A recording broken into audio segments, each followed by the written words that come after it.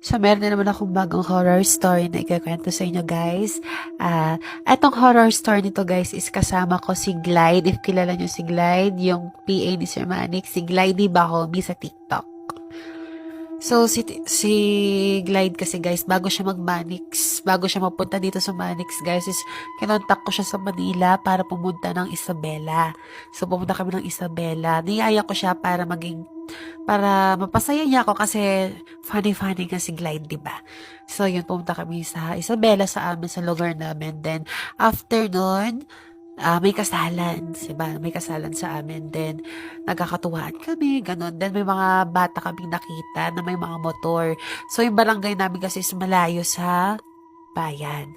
So, eto na nga, may dalawang bata doon na pinuntahan namin na may motor. Sabi namin, tara, stroll tayo sa bayan. Sinama namin tong dalawang bata na to. Hindi ko na sila papangalanan pa kasi privacy na nila yon. Then, eto na nga, pumunta kami ng bayan. Dala-dala yung mga bata na yun na tinakas lang din yung mga motor.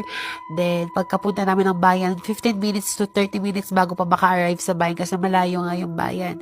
So, ayun, stroll-stroll kami sa bayan. Pakit-pakit sa mga tao, sa mga lalaki. Alam mo na, ganun.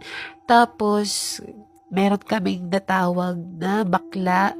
Dalawang bakla yon. So, yun, stroll-stroll kami. Then, hanggang sa makarating kami sa Alicia Isabela. Tapos yun, stroll-stroll, pabilisan ng takbo.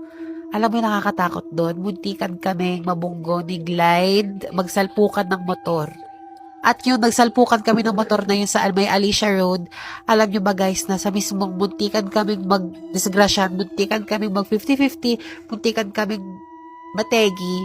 Sa may tapat niya is may mga cruise. Yun ang nakakatakot dun guys, may mga cruise. Alam nyo ba, yung cruise na yun? Kung ilan yung cruise na nakalagay doon, yun ang bilang namin. Di ba 8 kami doon? 8 kaming mga nag-stroll, isama niyo na yung mga nakilala namin sa bayan.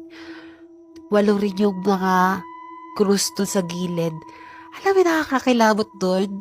Like, biglaan talaga na muntikan kayong maaksidente sa may tapat mismo ng cruise kung saan, kung bilang niya is 8, 8 din kami. So, sino hindi matatakot doon?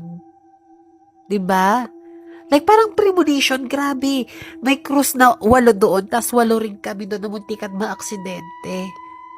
So, nakakilabot talaga siya. So, sobrang layo na namin, napuntahan namin, kaya umuwi na kami after nung nagdasal.